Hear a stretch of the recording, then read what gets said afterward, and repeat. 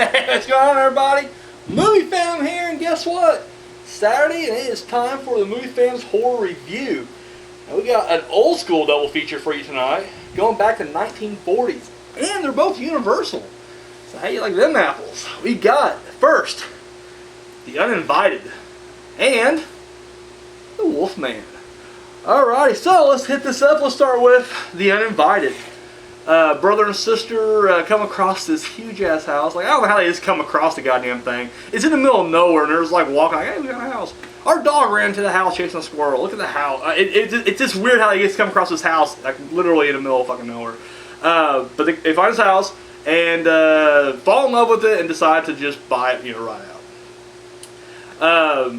Turns out though, there's a dark past to this house. A couple had a death, and then there's something happening. There's a haunting, if you will, going on in this house. The one thing that really surprised me, I'm gonna drop spoilers on both these because, god damn it, this is 1944, not our current year, the year this movie came out. And so if you haven't seen it, I'll tell you right now, I'll say check them both out. I'll give you my reasons later, but if you want to just stop the video now and go check it out, by all means, go for it. The Uninvited. What really I dug about this movie was, typically in the old days, we're talking 30s, 40s, even before that I guess, you didn't have a whole lot of supernatural. Like, whenever there was a ghost movie, it was usually like a Scooby-Doo type thing where you would reveal the mask, like, oh no, old man, Smithers, and he was just trying to keep everybody out, for whatever reason. You got a lot of that. So when I watched this movie, I just assumed it was going to be that anyways. Like, I literally just kind of wrote it off. Because, it's definitely, there's a lot of quirky comedy to this one. Like, a lot. And I'm not going to say it's a horror comedy, because, I think there's definitely, the horror elements definitely outweigh the comical elements. But it starts off like, comical, kind of, cheeky fun. So I was just kind of like, it's going to be a horror comedy, and it's going to wind up being, a Scooby-Doo ending to it. But the story's really good. Because, what happens is this couple, they move into the house. I shouldn't say couple. I assume they were a couple. It turned out they're brother and sister. And I'm like, oh, weird. But they move into this house, and right off the bat, they're hearing the different legends of it's haunted, this, that. But the weird thing is that first night, because what happens is I guess he don't stay the first night. He drops his sister off, and then he has business to attend to elsewhere.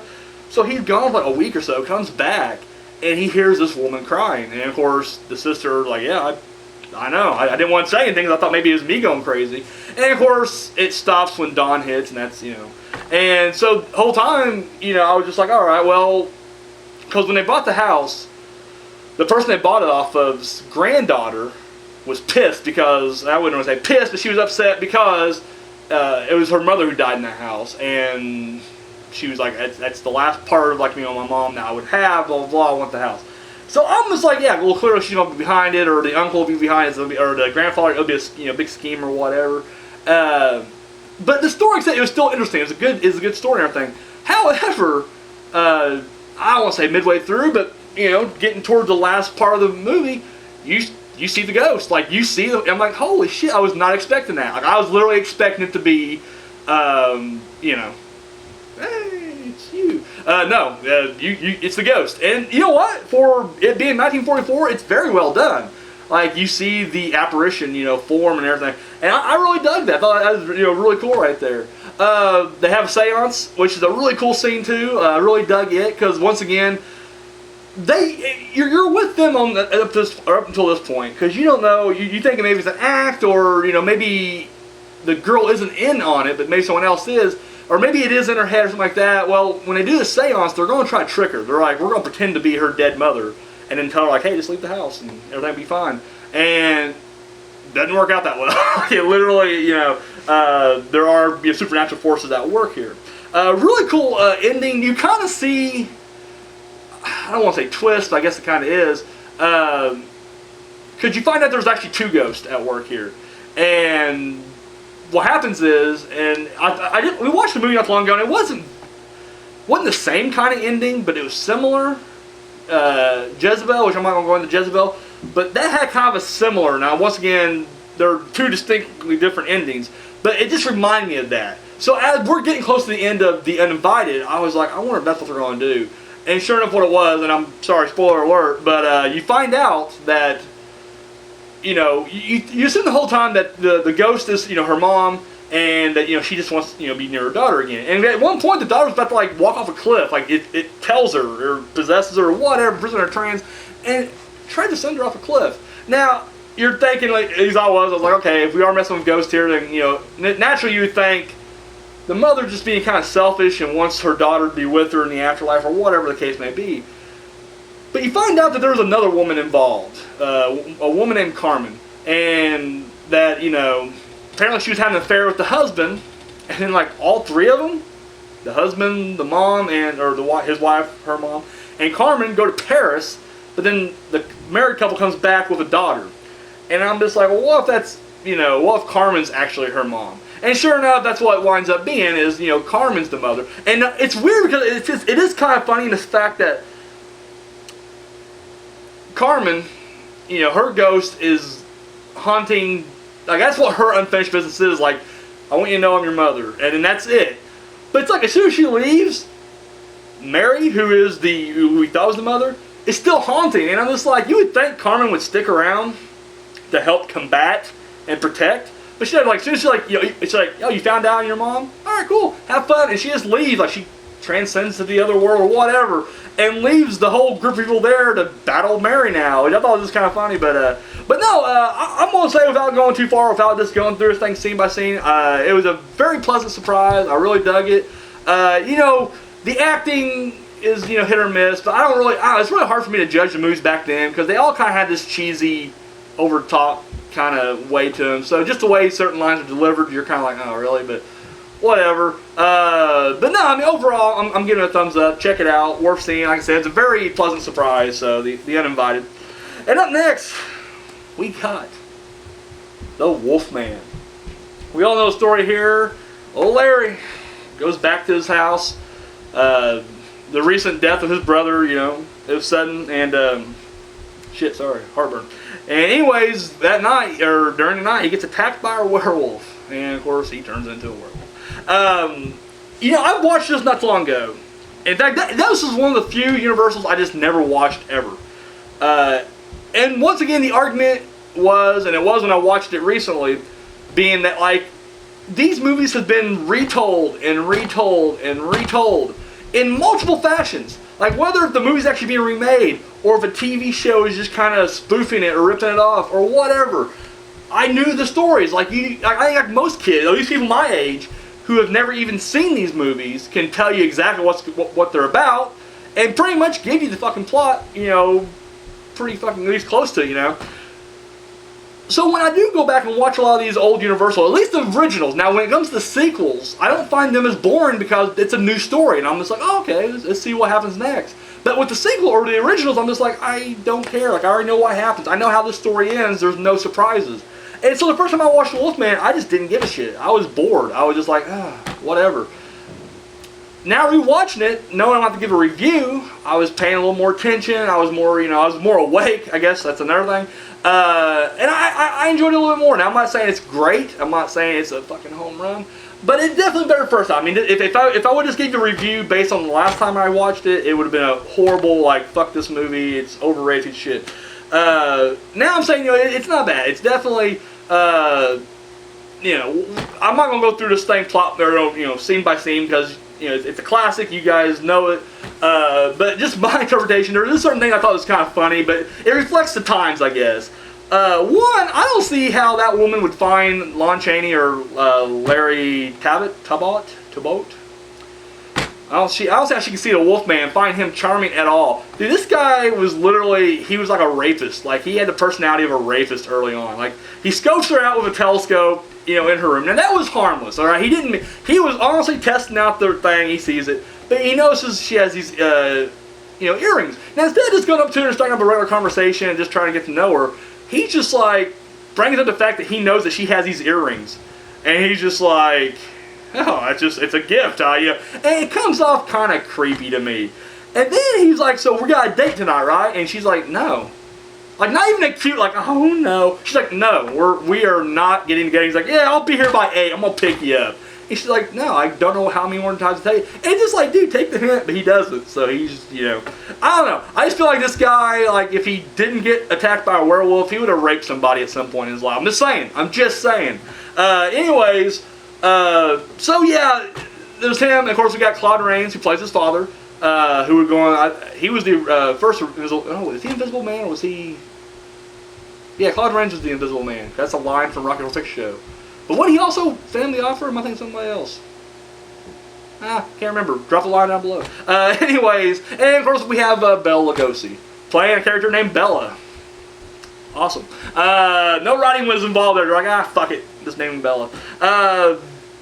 So yeah, but he plays a gypsy. Bela Lugosi plays a gypsy who's actually the first werewolf. And I thought it was kind of odd. I thought, because whenever the werewolf attacks the first girl, I think her name is Jenny or something like that, it looks like a dog. Now, I'm not bashing him, because it's like, okay, it was the 40s, whatever.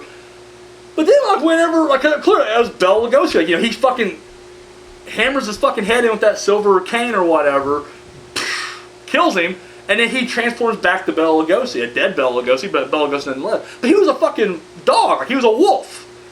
And then somehow when he gets bit, he turns into Wolf Man. Like, he wasn't the fucking wolf, he was actually Wolf Man. I just thought that was kind of odd, like, whatever, I get it, but, whatever. And then, of course, the old joke, and this is something that I've always heard for years, and then you watch it, you're like, yeah, it's kind of ridiculous. It's how he kind of resorts to strangling people. He does bite somebody in the neck. It's the dude who's like, digging a grave or whatever case the dude's doing. He does eventually bite him in the neck, but for the most part, this motherfucker's just strangling him. Like, he's a wolf man. He's a ferocious beast, and he's not slashing or biting. He's just fucking choking. He's just fucking strangling him. Yeah, that's that. No, this is really good. I think the acting in this is way better than the acting in the Uninvited. And once again, it has that creepy, universal, gothic, atmosphere. The old woman, I'm blanking on her name right now, but she would reprise her role in Frankenstein Meets the Wolfman, which was a sequel, like a direct sequel to this, and then of course it was like part 4 or 5 to the Frankenstein series. I really dug her. Like, I don't know, about, like, I didn't think she's a great actress, but she definitely has this natural kind of thing to her. Like, I don't know. I believe she's a gypsy. Anyways, but no, I definitely dug her presence in the movie, and I dug her presence even more in the sequel. Yeah, and of course Lon Chaney is awesome as this character. I mean, because it is one of those. This is more of the bleaker ones, because even though the monster will always bite it in the end, like, Dracula is not presented as the hero of Dracula. No, he was the villain. That's all there is to it, Fucking Jonathan was the hero, or Van Helsing. The Mummy's not the hero. I mean, yeah, he has kind of a sad, story too, but for the most part, he's a bad guy. He's a villain. He knows ahead of time what he's going to do, and he will kill to get his, goal. And that goes for, Frankenstein's monster. I mean, he's a little more something, I guess, sort of. But at the same time, it's like, no, he's still a monster. But here, I just felt bad. Like, I was like, oh man, come on, Larry. And you actually are kind of like hoping that somehow the curse will be, and it just ends like this with the other monster. Like, when Frankenstein dies at the end, if I remember correctly, you still have like the wedding of Frankenstein and his wife. Not the monster, but Dr. Frankenstein. Like, there's still some kind of happy whatever. Like, the people are going on to do okay. Even if you didn't have sequels that would bring the monster back or whatever, if the first one ended, you knew, like, at least the human characters were going to be okay. This one, not so much. Claude Rains just killed his fucking son, right? Larry's dead. And then, like, the girl, it's like she was engaged to, whatever. And this is the 40s. Like, this didn't fucking happen all the time on the movie set. She was engaged to this, like, other dude, but she falls for this rapist, Larry Tabbitt. And I'm butchering that last name, sorry. Tabit? Doesn't matter. Wolfman. She falls for the Wolfman, and at one point she's like, let's just run off together. Like, she was going to leave her fiancé for this dude. And then, so, don't get me wrong, she can still get married to that guy, but even that guy's got to know, like, no, my fiancé is going to leave me for the Wolfman. She knows in the back of her mind that she realizes she's not really in love with this guy she thought she was, that she fell for the Wolfman. It's like, nobody has a happy ending here. At all. Like, boom. So yeah, I just found that at the end it felt bleaker than any of the other Universal movies I have seen thus far. I'm just like, oh wow, like this is just really a shit ending, you know. However, you know, the Wolfman is considered one of the, he's iconic. He's part of that Universal monster, you know, group right there, and you know, he's returned, you know, 3 or 4 more times beyond this. Excuse me. I say this every time. I guess can't help it. I'm like, I shouldn't be eating before I do these shows, and I'm like scarfing down chili dog. I'm like, you know what? Let's do the show now. And I'm like, oh, indigestion and heartburn. But anyway, no, it's really good. Like I said, I definitely dug it the second time. It's definitely better upon, you know, review. And I'm sure if I watch it again later down the road, I'll be like, you know what? Yeah, I do dig it. Like I said, I think the initial time is just like I already knew the story. I just didn't care, and I just kind of want to get through it. I was just like, I need to watch it and put it off long enough. That's how a lot of these Universal movies are. I seek them out because they're legendary, which maybe is not the right reason to watch these movies, but I was just like, I need to watch it. Like, I need to be able to say, hey, I've seen this movie. And when you put yourself in that situation and don't really care what you're looking at, you're going to walk away with a negative review. Now, once again, when it came to the sequels, I was completely engrossed because it was a brand new story. I didn't, you know, I'm like, I've never seen this before. Let's see where the road takes us. But these are like, I already knew how it ends. Like, I already know how it fucking ends. I will say this is way better than the shitty fucking remake that came out like 5 years ago. Fuck that movie and fuck Universal for making that movie. That was horrible. That was just atrocious almost every level. Like, it was just ridiculous. But yeah, definitely gotta give 2 big thumbs up. 2 big thumbs up. 2 thumbs up. It's not, let me not over exaggerate. 2 thumbs up for both movies. Not all the way up here, just right here. The Uninvited and the Wolfman. And speaking of the Wolfman, it was the 13th Wolfman who suggested both of these, and I'm getting pretty close to knocking out his list. There's a few that I've missed that I have put back on the back burner, just because I just don't have a copy of it or can't get a hold of it. But yeah, we're getting pretty close to the end of his list, so I want to thank him for both of these for letting me Because once again, I probably wouldn't have watched it again if I wasn't going to review it. In all honesty, and I would have just had a bad taste in my mouth every time I mentioned this movie. This has definitely redeemed it, and I'm glad I watched it again. And the Uninvited, like I said, I was very surprised with that one just because I was not expecting to see the ghost. I was expecting it to be, just some kind of goofy, comedic, whatever at the end, and it wasn't. It was literally, they were battling the supernatural. I dug it. So. Alright, so that's it. You got any comments about what I've said? Maybe I just butchered both these reviews. Either way, let me know down below. That's all you gotta do. Alright, guys, I'm out of here.